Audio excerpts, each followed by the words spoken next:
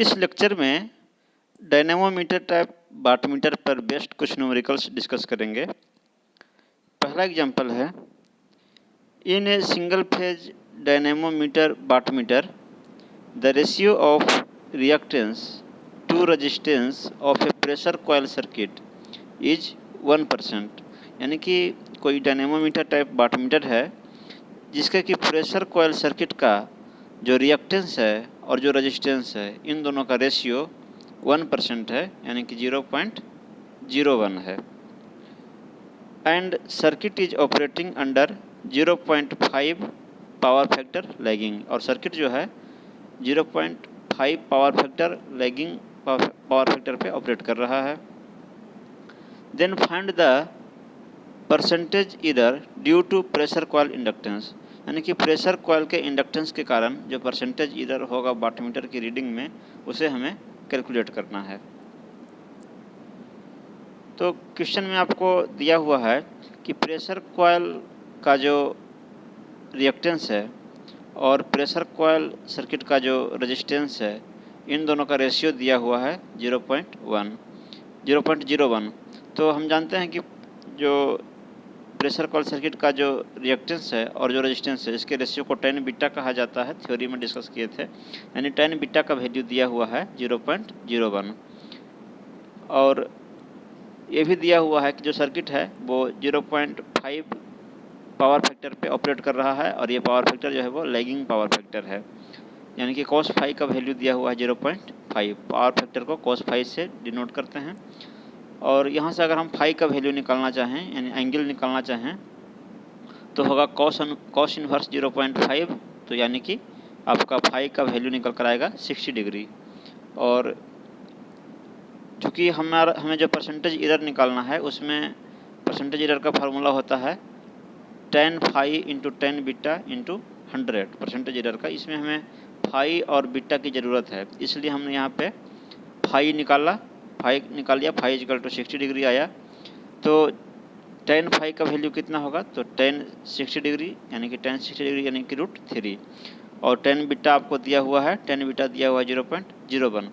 तो हमें percentage error पूछा गया था कि प्रेशर कॉइल इंडक्टेंस के कारण वाटमीटर की रीडिंग में कितना परसेंटेज एरर होगा। तो चूँकि पावर फैक्टर जो है वो लैगिंग पावर फैक्टर है, तो लैगिंग पावर फैक्टर के केस में जो एरर होता है वो पॉजिटिव में होता है, क्योंकि जो मेजर्ड वैल्यू है वो ट्रू वैल्यू से ज़्यादा होता है, इसलिए जो डिफरेंस है वो पॉजिटिव में आएगा। तो और अगर लीडिंग पावर फैक्टर रहेगा उस केस में जो परसेंटेज एरर है वो निगेटिव में होगा। तो यहाँ पे आपका लैगिंग पावर फैक्टर है, इसलिए परसेंटेज एरर इजकल टू लिखे हैं हम plus tan phi into tan beta और इंटू 100। तो tan फाई हमने अभी निकाला √3, और tan बीटा दिया हुआ था क्वेश्चन में 0.01 इंटू 100। इसको जब सॉल्व करेंगे तो आपको आएगा प्लस में 1.732%, यानी कि प्रेशर कॉइल के इंडक्टेंस के कारण जो एरर होगा वो होगा 1.732% का। सेकंड एग्जांपल है, the current coil of a wattmeter is connected in series with an ammeter and an inductive load, यानी कि किसी वाटमीटर का जो करंट कॉइल है वो आमीटर के साथ सीरीज में कनेक्टेड है और साथ ही साथ इंडक्टिव लोड के साथ सीरीज में कनेक्टेड है। यानी इंडक्टिव लोड और आमीटर के साथ करंट कॉइल जो है वो सीरीज में कनेक्टेड है। The voltmeter and voltage coil are connected across a 100 hertz supply. जो प्रेशर कॉइल है और जो वोल्टमीटर है, एक वोल्टमीटर भी है और एक वोल्टेज कॉइल है, वाटमीटर का जो वोल्टेज कॉइल है वो 100 हर्ट्ज सप्लाई के अक्रॉस पैरेलली कनेक्टेड है। The ammeter reading is 4.5 ampere, यानी करंट कॉइल के थ्रू जो करंट फ्लो हो रहा है वो आमीटर के द्वारा मेजर किया जा रहा है और वो है 4.5 ampere. And the voltmeter and wattmeter reading are, यानी वोल्टमीटर की रीडिंग है 240 वोल्ट और जो वाटमीटर की रीडिंग है वो है 23 watt respectively. The inductance of voltage circuit is 10 milli henry and its resistance is 2000 ohm, यानी कि जो प्रेशर कॉइल सर्किट है उसमें जो इंडक्टेंस है उस इंडक्टेंस का वैल्यू है 10 मिली हेनरी और जो रेजिस्टेंस है वो है 2000 ohm. If the voltage drop across the ammeter and the current coil are negligible, what is the percentage error in the wattmeter reading. आपसे कहा जा रहा है कि अगर आमीटर में और करंट कॉइल में जो वोल्टेज ड्रॉप हो, अगर नेग्लिजिबल वोल्टेज ड्रॉप हो, तो वाटमीटर की रीडिंग में कितना परसेंटेज एरर होगा, ये हमें कैलकुलेट करना है। तो क्वेश्चन में आपका दिया हुआ है प्रेशर कॉइल का इंडक्टेंस दिया हुआ है 10 मिली हेनरी। तो चूँकि हमें परसेंटेज एरर निकालने के लिए फाई और बीटा, ये दो चीज़ों की ज़रूरत होती है।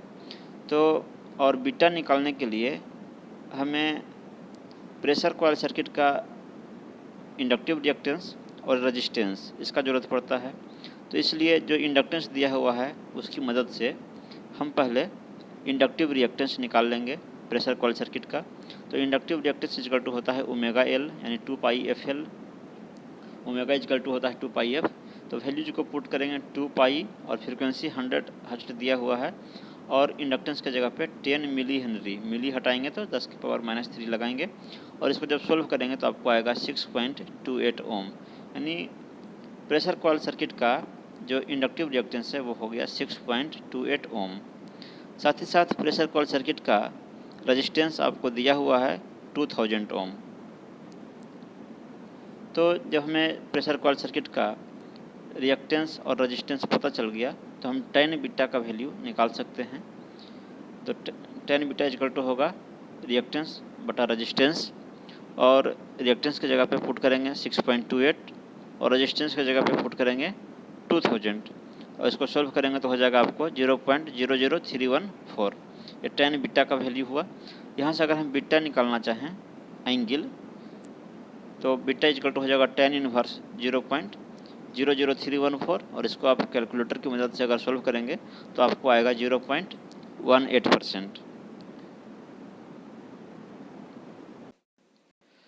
क्वेश्चन में फाई का वैल्यू दिया हुआ नहीं है, यानी कि वोल्टेज और करंट के बीच जो फेज एंगल है उसका वैल्यू दिया हुआ नहीं है। तो हमें फाई का वैल्यू निकालना होगा और फाई का वैल्यू निकालने के लिए हम ट्रू पावर का एक्सप्रेशन यूज़ करेंगे। तो ट्रू पावर हम लोग जानते हैं कि VI cos फाई होता है। तो यहाँ से हम वोल्टेज आपका दिया हुआ था 240 वोल्ट जो वोल्टमीटर रीड कर रहा है और 4.5 एम्पियर जो कि आमीटर रीड कर रहा था, और cos फाई आपको पता नहीं है, यानी कि ट्रू पावर जो है वो हो गया, इन दोनों को मल्टीप्लाई करने पे आपको हो जाएगा 1080 cos फाई। ट्रू पावर का वैल्यू हम लोग एक और फार्मूले से निकालेंगे। तो ट्रू पावर का एक और फार्मूला हम लोग जानते हैं, पिछले लेक्चर में डिस्कस किए थे कि cos फाई बटा cos beta into cos phi minus beta into wattmeter reading. Wattmeter के रीडिंग के टर्म में यानी कि हम डिस्कस किए थे कि ट्रू पावर और जो एक्चुअल पावर है इन दोनों का रेशियो होता है cos फाई बटा cos beta into cos phi minus beta. तो उसी रिलेशन का यूज़ करके हम यहाँ से ट्रू पावर जब हम निकाले थे उसको जगह पे पुट करेंगे 1080 cos फाई रहने देंगे, cos बीटा रहने देंगे, cos फाई माइनस बीटा रहने देंगे। वाटमीटर की रीडिंग यानी एक्चुअल पावर जो है वो आपका दिया हुआ था कि वाटमीटर 23 वाट रीड कर रहा है। तो इस एक्सप्रेशन से हमें यहाँ से cos फाई दोनों कैंसिल हो जाएगा और अगर हम cos beta into cos phi minus beta निकालेंगे तो हो जाएगा आपका 23/1080 और इसको जब आप सॉल्व करेंगे इसको तो आपको हो जाएगा 0.0213। इसके बाद आपको बीटा का वैल्यू पता है, बीटा का वैल्यू हम इसमें पुट करेंगे, यहाँ भी पुट करेंगे और यहाँ भी पुट करेंगे। तो आपको हो जाएगा बीटा की जगह पर जब वैल्यू पुट करेंगे 0.18 डिग्री तो हो जाएगा cos 0.18 degree into cos phi minus 0.18 degree is equal to 0.0213। और जब हम cos फाई माइनस 0.18 डिग्री निकालेंगे तो आपका ये वाला जो टर्म है ये डिनोमिनेटर में चला जाएगा और इसको जब आप सॉल्व करेंगे तो हो जाएगा 0.0213, यानी कि आपका जो cos 0.18 डिग्री इसका जो वैल्यू है ये लगभग 1 के बराबर होगा इसका वैल्यू। क्योंकि कॉस 0 का वैल्यू 1 होता है और ये लगभग 0 के ही नज़दीक है, इसलिए इसका वैल्यू लगभग 1 है, तो उतना ही हो गया।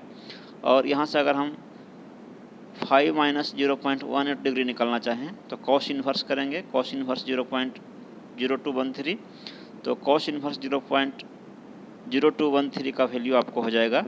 कैलकुलेटर की मदद से आप इसको सॉल्व करेंगे तो हो जाएगा 88.779, और यहाँ से जब हम 5 का वैल्यू निकालेंगे तो हमको हो जाएगा, ये उधर जाके ऐड हो जाएगा, तो ऐड होकर के हो जाएगा आपको 88.96।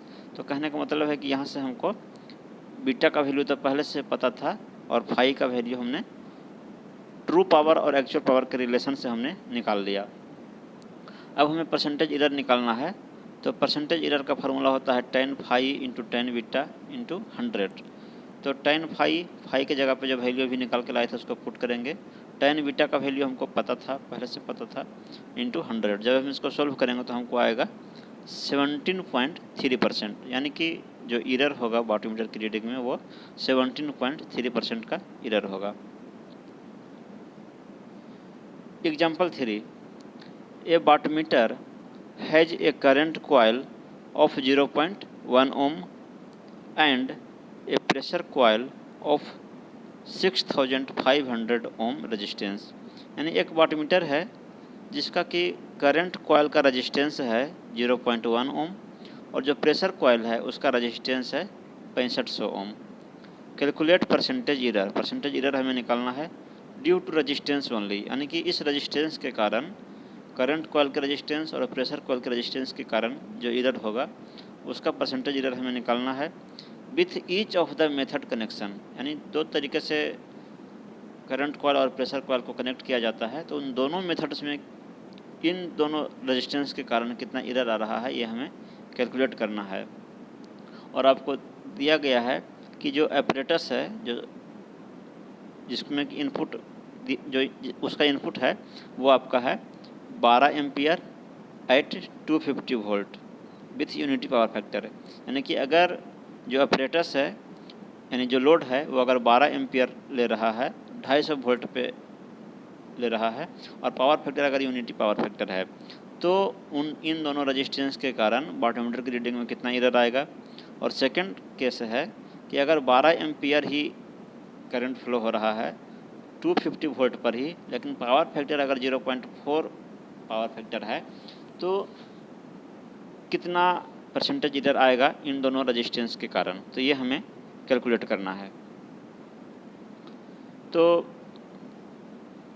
पहला जो पार्ट है, यानी ए नंबर में जो क्वेश्चन है उसमें जो लोड है वो 250 वोल्ट लोड के क्रॉस का वोल्टेज है और करंट है 12 एम्पियर और पावर फैक्टर है 1। तो कितना पावर कंज्यूम होगा लोड के द्वारा उसको हम यहाँ पे कैलकुलेट करेंगे VI cos phi से। तो V के जगह पे 250 वोल्ट पुट करेंगे, I के जगह पे 12 एम्पियर पुट करेंगे, और cos phi यानी कि पावर फैक्टर वो आपका यूनिटी पावर फैक्टर है, यानी कि 1 है। तो आपको इसको सॉल्व करने पे 3000 वाट आया, यानी कि जो लोड है वो 3000 वाट कंज्यूम कर रहा है। और हमने दो कनेक्शन करंट कॉइल और प्रेशर कॉइल को कनेक्ट करने के दो मेथड बताए थे इसके पिछले लेक्चर में, यानी 2 लेक्चर पीछे हमने बताया था कि 2 प्रकार के कनेक्शन हैं। उसमें जो फिगर ए का जो कनेक्शन है, फिगर ए का कनेक्शन, तो उसमें क्या था कि आपका जो करंट कॉइल है वो आपका लोड के नज़दीक था और प्रेशर कॉइल इसके बाद कनेक्टेड था। तो इसमें जो एरर होगा वो करंट कॉइल में जो करंट कॉइल का जो रेजिस्टेंस है, तो इसके कारण जो पावर लॉस होगा उसके कारण एरर होगा। तो for connection of figure A, यानी कि जब करंट कॉइल आपका लोड के नज़दीक में होगा तो उसके कारण जो एरर होगा, तो वो एरर जो है वो करंट कॉइल में पावर लॉस के कारण होगा। और करंट कॉइल में जो पावर लॉस होगा वो I² से निकालेंगे, यानी कि करंट कॉइल के थ्रू जो करंट फ्लो हो रहा हो और करंट कॉइल का जो रेजिस्टेंस हो, तो I² से करंट कॉइल के द्वारा उसमें जो पावर लॉस हो रहा है वो हम कैलकुलेट करेंगे। तो करंट कॉइल के थ्रू जो करंट फ्लो हो रहा है वो आपका 12 एम्पियर फ्लो हो रहा था, तो 12 का स्क्वायर, और जो करंट कॉइल का रेजिस्टेंस है 0.1, तो इसको जब आप सॉल्व करेंगे तो आपको हो जाएगा 14.4 वाट, यानी करंट कॉयल में जो पावर लॉस हो रहा है वो 14.4 वाट का पावर लॉस हो रहा है। तो और जो टोटल पावर जो कंज्यूम किया जा रहा है लोड के द्वारा वो है आपका 3000 वाट। तो इसमें आपका एरर कितना हुआ, तो एरर प्रेशर, ये आपका करंट कॉयल के लॉस के कारण ही एरर है, यानी कि 14.4 वाट का एरर है। तो परसेंटेज निकालने के लिए हम उसको जो कंज्यूम किया गया पावर है उससे डिवाइड करेंगे। तो 14.4 बटा 3000 और परसेंटेज में निकालने के लिए इसको 100 से मल्टीप्लाई करेंगे। तो जब हम इसको सॉल्व करेंगे तो आपको आएगा 0.48%, यानी कि अगर कनेक्शन फिगर ए की तरह है, फिगर ए की तरह है यानी कि करंट कॉयल जो है वो लोड के नज़दीक में है, तो इस कनेक्शन में करंट कॉयल के रेजिस्टेंस के कारण आपका जो एरर होगा और वो एरर होगा 0.48% का। For connection of figure B, यानी कि अगर फिगर बी की तरह अगर सर्किट का कनेक्शन किया जाए, तो जो फिगर बी था जो लेक्चर में हम डिस्कस किए थे उसमें आपका जो लोड है, लोड के नज़दीक में आपका प्रेशर कॉयल कनेक्टेड था और जो करंट कॉयल है वो उसके बाद कनेक्टेड था। तो इसमें इस प्रकार के कनेक्शन में जो एरर होगा वो प्रेशर कॉयल के रेजिस्टेंस के कारण एरर होगा। तो प्रेशर कॉयल के द्वारा जो पावर कंज्यूम होगा, पावर जो प्रेशर कॉयल में जो लॉस होगा उसके कारण आपका वाटमीटर की रीडिंग में एरर आएगा। तो उस केस में जो आपका एरर है वो V²/R से निकालेंगे, क्योंकि प्रेशर कॉयल के अक्रॉस का वोल्टेज हमको पता है और प्रेशर कॉयल का रेजिस्टेंस पता है। तो प्रेशर का कॉयल के अक्रॉस कितना पावर लॉस हुआ वो V²/R होगा, और वोल्टेज जो है वो 250 वोल्ट है और रेजिस्टेंस आपका 6500 ओम है। तो वैल्यूज को पुट करेंगे और इसको सॉल्व करेंगे तो आपको आएगा 9.6 वाट, यानी कि प्रेशर कॉयल के रेजिस्टेंस के कारण प्रेशर कॉयल में जो लॉस हो रहा है वो आपको 9.6 वाट का लॉस हो रहा है। तो इस प्रकार से अगर हम परसेंटेज एरर निकालना चाहें तो जितना प्रेशर कॉयल में लॉस हो रहा है वही एरर होगा। तो उस एरर को जब हम कंज्यूम किए गए पावर से डिवाइड करेंगे और 100 से मल्टीप्लाई करेंगे, यहाँ 1000 से मल्टीप्लाई किया हुआ है, ये गलत है, 100 से मल्टीप्लाई करेंगे तो हमें परसेंटेज एरर पता चलेगा। तो जब आप इसको सॉल्व करेंगे तो फिर आपको आएगा 0.32%। कहने का मतलब है कि प्रेशर कॉयल के कारण जो एरर होगा वो आपका 0.32% होगा। इसी क्वेश्चन में सेकंड पार्ट था, उसमें आपको वोल्टेज वही है, लोड के अक्रॉस का वोल्टेज वही है, करंट भी वही है, लेकिन पावर फैक्टर इस केस में चेंज है, यानी कि इस केस में आपका जो लोड के द्वारा कंज्यूम किया गया पावर है वो आपका चेंज हो जाएगा। VI cos∅ से कंज्यूम किया गया पावर निकालेंगे तो वोल्टेज 250, करंट 12 एम्पियर, लेकिन पावर फैक्टर 0.4 है। तो इसको जब आप सोल्व करेंगे तो आपको आएगा 1200 वाट, यानी कि जो पावर कंज्यूम किया गया वो आपको 1200 वाट का पावर कंज्यूम किया गया। और अगर फिगर ए की तरह कनेक्शन है, यानी कि अगर करंट कॉयल लोड के नज़दीक में है और प्रेशर कॉयल इसके बाद अगर कनेक्टेड है, तो इस केस में जो एरर होगा वो आपका करंट कॉयल के रेजिस्टेंस के कारण होगा, और करंट कॉयल के रेजिस्टेंस में जो पावर लॉस होगा उसके कारण एरर होगा। तो करंट कॉयल के रेजिस्टेंस के कारण जो पावर लॉस होगा वो हम अभी डिस्कस किए थे इसका पार्ट ए में, कि आपका 14.4 वाट का पावर लॉस हो रहा था और इस समय जो पावर कंज्यूम हो रहा है वो आपका 1200 है। तो परसेंटेज एरर निकालने के लिए जितना आपका लॉस हो रहा है करंट कॉयल में उसको 1200 से डिवाइड करेंगे और 100 से फिर मल्टीप्लाई करेंगे तो आपको परसेंटेज एरर पता चलेगा। यानी कहने का मतलब है कि आपका इसको जब आप सॉल्व करेंगे तो आपको 1.2% आपको एरर आएगा, यानी कि जो वाटमीटर की रीडिंग में जो एरर आएगा करंट कॉयल के रेजिस्टेंस के कारण वो 1.2% होगा।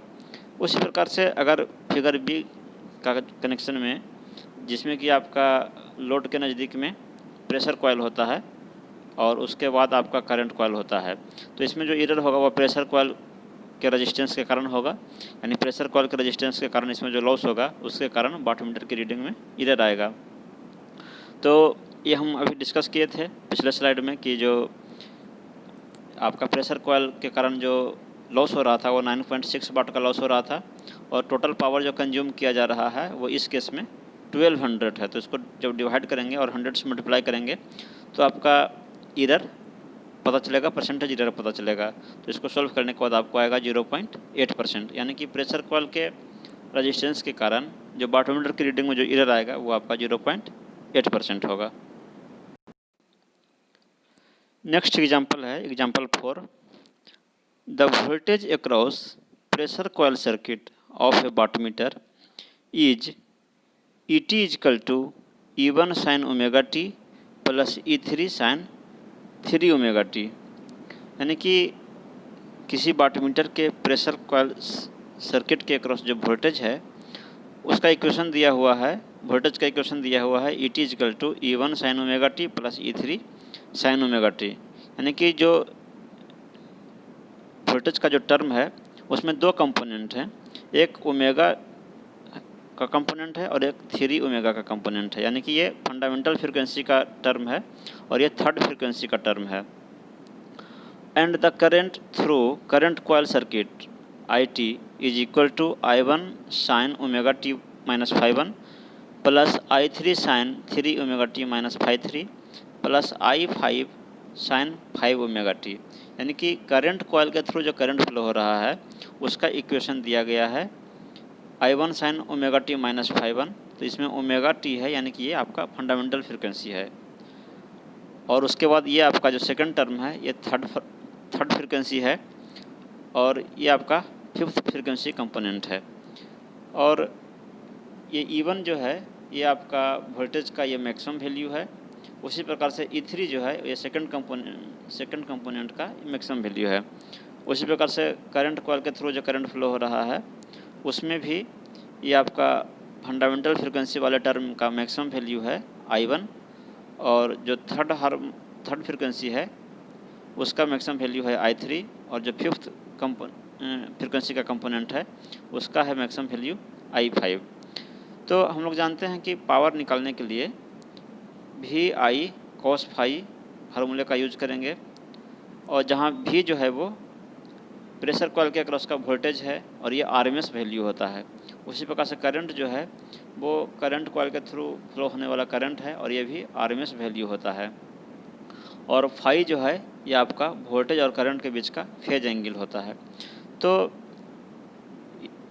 जो VI cos फाई जब हम लोग करेंगे तो ये जैसे ये ओमेगा है फंडामेंटल फ्रीक्वेंसी का कंपोनेंट है, तो इसको करस्पॉन्डिंग ओमेगा वाले टर्म्स के करंट से ही मल्टीप्लाई करेंगे। ये आपका वोल्टेज का टर्म है और ये आपका करंट का इक्वेशन है, तो सेम फ्रीक्वेंसी वाले कंपोनेंट को ही मल्टीप्लाई करेंगे। जैसे ये ओमेगा का आपका जो कंपोनेंट है तो मैक्सिमम वैल्यू है E1, तो लेकिन हमको RMS वैल्यू चाहिए, तो RMS वैल्यू जो होगा इसका वो होगा आपको E1/√2। उसी प्रकार से ये तो वोल्टेज कॉइल का हुआ, वोल्टेज कॉइल का जो टर्म है पहला टर्म है यानी जो ओमेगा फ्रीक्वेंसी वाला टर्म है उसका RMS वैल्यू हो गया E1/√2, और जो करंट में है जो करंट कॉइल के थ्रू फ्लो हो रहा है उसमें ओमेगा फ्रीक्वेंसी वाले टर्म का जो मैक्सिमम वैल्यू है वो I1 है, तो इसका जो RMS वैल्यू है वो हो जाएगा आपका I1/√2। और इन दोनों टर्म्स के बीच में ओमेगा फ्रीक्वेंसी वाले टर्म्स के बीच में जो फेज एंगल है वो आपका फाई का डिफरेंस है, दोनों में फेज एंगल फाई है, यानी कि जो इन दोनों के कारण जो पावर कंज्यूम होगा ओमेगा वाले कंपोनेंट के कारण वो होगा आपको E1/√2 इंटू I1/√2 और इंटू cos φ1। कहने का मतलब हुआ कि आपका ये वोल्टेज का RMS वैल्यू है, ये करंट का RMS वैल्यू है, और दोनों के बीच का ये आपका फेज एंगल है। उसी प्रकार से वोल्टेज वाले टर्म में एक थर्ड फ्रीक्वेंसी का भी एक टर्म है, तो इसका जो आपका RMS वैल्यू होगा वो E3/√2 हो जाएगा, और करंट वाले कंपोनेंट में थर्ड फ्रीक्वेंसी का एक टर्म है, तो इसका जो RMS वैल्यू होगा वो हो जाएगा I3/√2। तो और दोनों के बीच जो फेज डिफरेंस है वो आपका φ3 है, दोनों फ्रीक्वेंसी के बीच में वोल्टेज और करंट के बीच में जो फेज का डिफरेंस होगा वो φ3 है। तो जो सेकंड वाला कंपोनेंट है इसके कारण जो पावर कंज्यूम होगा वो होगा आपको voltage into current into cos phi, तो यहाँ पे वोल्टेज हो जाएगा आपको E3/√2 और इंटू I3/√2, और इन दोनों के बीच जो फेज एंगल है वो है cos फाई 3। और उसके बाद आपका जो करंट वाला जो टर्म है, यानी कि जो करंट कॉइल का जो इक्वेशन है, करंट कॉइल के थ्रू फ्लो होने वाला करंट का जो इक्वेशन है, उसमें एक और कंपोनेंट है, 5th फ्रीक्वेंसी का कंपोनेंट है, लेकिन वोल्टेज वाले टर्म में 5th फ्रीक्वेंसी का कोई कंपोनेंट नहीं है। तो यानी कि कह सकते हैं कि 5th फ्रीक्वेंसी का जो कंपोनेंट है वो इसमें 0 है। तो 0 को मल्टीप्लाई करेंगे करंट वाले कंपोनेंट से, तो ये टर्म आपका 0 हो जाएगा। यानी कि वाटमीटर के द्वारा जो रीडिंग डिस्प्ले होगा वो होगा आपको E1/√2 into I1/√2 into cos phi 1। ये टर्म जो है वो आपका ओमेगा फ्रीक्वेंसी के कारण है। ये ओमेगा फ्रीक्वेंसी वोल्टेज कॉइल का आरएमएस वैल्यू और ये करंट कॉइल का आरएमएस वैल्यू और दोनों के बीच का ये फेज एंगल। उसी प्रकार से आपका जो 3rd फ्रीक्वेंसी वाला जो टर्म है, तो वोल्टेज में आपका उसका आरएमएस वैल्यू E3/√2 और जो करंट वाला जो टर्म है वो उसमें I3/√2 और दोनों के बीच जो फेज एंगल है वो है फाई 3। प्लस जो तीसरा कंपोनेंट है वो आपका वोल्टेज वाले टर्म में आपका 5th फ्रीक्वेंसी का कंपोनेंट नहीं है, तो इसलिए वो 0 है। और 0 को जब करंट वाले टर्म से मल्टीप्लाई करेंगे जिसमें कि है, तो आपका वो 0 ही हो जाएगा। तो फाइनल जो आपका वाटमीटर की रीडिंग है वो होगा, इसको सॉल्व करेंगे तो 1/2 E1 I1 cos phi 1 plus E3 I3 cos phi 3। अगर मान लीजिए कि आपका जो वोल्टेज कॉइल के अक्रॉस जो इक्वेशन है उसमें भी अगर 5th कंपोनेंट होता, 5th फ्रीक्वेंसी का कंपोनेंट होता, तो इसमें भी आपका आपका जो है वो एक टर्म इसमें और आता। लेकिन चूंकि उसमें 5th फ्रीक्वेंसी का टर्म वोल्टेज वाले में नहीं है, इसलिए उसमें 0 से मल्टीप्लाई होने पे आपका जो ये टर्म है वो 0 हो गया। नेक्स्ट एग्जांपल है example 5। In a single phase dynamometer wattmeter, voltage across the pressure coil circuit is Vt is equal to 1 plus 2 sin omega t volt, and the current through current coil is It is equal to 2 plus 3 sin omega t ampere. What is the wattmeter reading? किसी dynamometer type wattmeter में जो pressure coil circuit के across voltage है उसका equation दिया हुआ है 1 + 2 sin omega T, और जो करंट कॉयल के थ्रू जो करंट फ्लो हो रहा है उसका इक्वेशन दिया हुआ है 2 + 3 sin ओमेगा टी। आपसे पूछा गया है कि वाटमीटर की रीडिंग क्या होगी। तो डायनेमोमीटर टाइप वाटमीटर जो है वो पावर का एवरेज वैल्यू मेजर करता है, एवरेज वैल्यू, और एवरेज वैल्यू का इक्वेशन होता है VI cos फाई। ये आपका एवरेज पावर का इक्वेशन होता है, जहाँ वोल्टेज जो है वो आरएमएस वैल्यू है, करंट भी आरएमएस वैल्यू है, और फाई जो है ये वोल्टेज और करंट के बीच का फेज एंगल होता है। तो ये आपका प्रेशर कॉइल के अक्रॉस जो वोल्टेज है इसमें 2 कंपोनेंट हैं, एक डीसी कंपोनेंट है और एक एसी कंपोनेंट है। उसी प्रकार से करंट कॉइल के थ्रू जो करंट फ्लो हो रहा है उसका भी 2 कंपोनेंट है, एक डीसी कंपोनेंट है और एसी कंपोनेंट है। तो जो पावर कंज्यूम होगा वो डीसी कंपोनेंट के कारण भी होगा और एसी कंपोनेंट के कारण भी होगा। तो डीसी कंपोनेंट के लिए हमें पावर फैक्टर की आवश्यकता नहीं होगी, दोनों के बीच फेज एंगल नहीं होगा। यानी कि डीसी कंपोनेंट के कारण जो आपका पावर कंज्यूम होगा वो हो जाएगा वोल्टेज इंटू करंट, और cos फाई इन दोनों के लिए दोनों सेम फेज में होते हैं, इसलिए आपका डीसी के केस में पावर फैक्टर आपका यूनिटी हो जाएगा, यानी cos 0 भी कर सकते हैं या इसको नहीं भी लिख सकते हैं। तो ये आपका डीसी वाले कंपोनेंट के कारण जो पावर कंज्यूम होगा वो हो जाएगा वोल्टेज इंटू करंट 1 × 2 यानी कि 2 वाट, और जो एसी वाला कंपोनेंट है उसके कारण जो पावर कंज्यूम होगा तो ये इसका होगा आपका आरएमएस वैल्यू हो जाएगा 2/√2, और करंट का जो आरएमएस वैल्यू होगा वो हो जाएगा आपको 3/√2। दोनों सेम फ्रीक्वेंसी के हैं तो इसलिए दोनों मल्टीप्लाई होंगे, लेकिन सिर्फ आरएमएस वैल्यू मल्टीप्लाई होगा। और दोनों के बीच जो फेज एंगल है, दोनों के बीच फेज एंगल आपका 0 डिग्री है, तो cos 0 डिग्री, क्योंकि इसमें भी कोई फेज एंगल नहीं है और इसमें भी कोई फेज एंगल नहीं है, तो दोनों के बीच फेज डिफरेंस 0 डिग्री है। तो इसको सॉल्व करने पे और जो आपका वैल्यू आएगा वही वाटमीटर की रीडिंग होगी। तो आपको दिया गया है कि प्रेशर कॉइल सर्किट के अक्रॉस का जो वोल्टेज है वो है आपका 1 + 2 sin ओमेगा टी, और करंट कॉइल सर्किट के अक्रॉस जो करंट है उसका इक्वेशन दिया गया है 2 + 3 sin ओमेगा टी। तो रीडिंग ऑफ द वाटमीटर की जो रीडिंग होगी, तो वो वाटमीटर जो है आपका एवरेज वैल्यू मेजर करेगा। तो डीसी कंपोनेंट के कारण जो पावर कंज्यूम होगा वो वोल्टेज और करंट का मल्टीप्लिकेशन होगा, तो आपका 1 × 2 हो गया। और एसी कंपोनेंट के कारण जो पावर कंज्यूम होगा तो वो आरएमएस वैल्यू का मल्टीप्लिकेशन होगा और फेज एंगल का भी मल्टीप्लिकेशन होगा।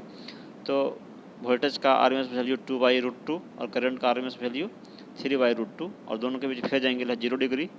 तो cos 0 का वैल्यू आपका 1 हो जाएगा, और जब आप इसको सॉल्व करेंगे तो आपको हो जाएगा, ये टर्म का हो जाएगा 2 और इधर का टर्म का हो जाएगा आपका हो जाएगा, इसको सॉल्व करने पे आपको हो जाएगा 3 आ जाएगा। तो 3 + 2 मिलकर दोनों हो जाएगा 5 वाट, यानी वाटमीटर की जो रीडिंग है वो 5 वाट होगी।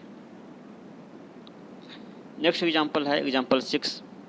इन द एबव एग्जांपल, यानी कि एग्जांपल 5 में, if the current through CC circuit is 2 + 3 cos omega T, then what will be the wattmeter reading due to the AC component. इस क्वेश्चन में कहा गया है कि अगर क्वेश्चन 5 में, पिछले क्वेश्चन में जो करंट कॉइल के थ्रू जो करंट फ्लो हो रहा था उसका इक्वेशन अगर चेंज हो जाए और वो अगर 2 + 3 cos ओमेगा टी हो जाए, तो एसी कंपोनेंट के कारण वाटमीटर की रीडिंग क्या होगी। यानी कि आपका करंट कॉइल के थ्रू जो करंट फ्लो हो रहा है उसका इक्वेशन चेंज कर दिया गया है, लेकिन वोल्टेज कॉइल के अक्रॉस जो वोल्टेज का इक्वेशन है वो सेम है। तो आपसे पूछा जा रहा है कि एसी कंपोनेंट के कारण आपका वाटमीटर की रीडिंग क्या होगी एसी कंपोनेंट के कारण। तो आपको दिया गया है कि जो वोल्टेज का इक्वेशन है वो है 1 + 2 sin ओमेगा टी, क्योंकि इसमें कोई चेंज नहीं किया गया है, यानी जो पिछले एग्जाम्पल में था वही है। जो करंट का इक्वेशन जो है वो चेंज कर दिया गया है, और अब हो गया है वो 2 + 3 cos ओमेगा टी। तो cos ओमेगा टी को हम इसको sin ओमेगा टी में कन्वर्ट करेंगे, तो इसको हम लिख सकते हैं 3 sin ओमेगा टी + 90 डिग्री, क्योंकि sin omega T + 90 degree = cos omega T हो जाएगा। तो साइन के टर्म में इसको इसलिए कन्वर्ट किए क्योंकि जो आपका ये वोल्टेज वाला टर्म है ये भी साइन के टर्म में है, और अगर आपका करंट वाला टर्म भी अगर साइन के टर्म में रहेगा तो हम फेज एंगल निकाल सकते हैं। फेज एंगल दोनों में डिफरेंस कितना है फेज एंगल का, ये हम पता कर सकते हैं। तो इसलिए हमने इसको भी साइन में कन्वर्ट कर दिया। अब आपसे पूछा गया है कि सिर्फ एसी कंपोनेंट के कारण कितना पावर होगा, सिर्फ एसी कंपोनेंट के कारण। यहाँ पे डीसी कंपोनेंट के कारण नहीं पूछा गया है, यानी सिर्फ एसी कंपोनेंट के कारण कितना पावर होगा इसको आपसे पूछा गया है। तो hence power due to the AC component, AC component के कारण जो पावर होगा, तो आपका एसी कंपोनेंट के कारण जो पावर होगा वो VI cos फाई होगा, जहाँ V जो है वो आरएमएस वोल्टेज है, I जो है वो आरएमएस करंट है, और फाई जो है ये दोनों के बीच का फेज एंगल है। तो आपका जो वोल्टेज वाले टर्म का जो आरएमएस वैल्यू है वो हो जाएगा 2/√2, और जो करंट वाले टर्म का जो आरएमएस वैल्यू वो है आपको 3/√2, और दोनों के बीच जो फेज डिफरेंस है वो आपका 90 डिग्री का फेज डिफरेंस है। यहाँ साइन ओमेगा टी है और यहाँ साइन ओमेगा टी + 90 डिग्री है, यानी कि फेज एंगल 90 डिग्री पुट करेंगे एक फार्मूले में, और इसको जब सॉल्व करेंगे तो हम जानते हैं कि cos 90 डिग्री का वैल्यू 0 होता है। तो जब 0 से मल्टीप्लाई करेंगे तो पूरा टर्म आपका 0 हो जाएगा, यानी कि इस केस में एसी कंपोनेंट के कारण जो पावर है वो 0 वाट होगा, ठीक है। और डीसी कंपोनेंट के कारण आपका जो है वोल्टेज इंटू करंट, तो डीसी कंपोनेंट के कारण 2 वाट होगा, लेकिन एसी कंपोनेंट के कारण इसमें 0 वाट होगा। तो क्वेश्चन में आपसे सिर्फ एसी कंपोनेंट के बारे में पूछा गया था, इसलिए आपका आंसर होगा 0 वाट। तो इस लेक्चर में हमने कुछ न्यूमेरिकल्स डायनामोमीटर टाइप वाटमीटर पर डिस्कस किए। नेक्स्ट लेक्चर में हम लोग इसके आगे टॉपिक डिस्कस करेंगे। Thank you.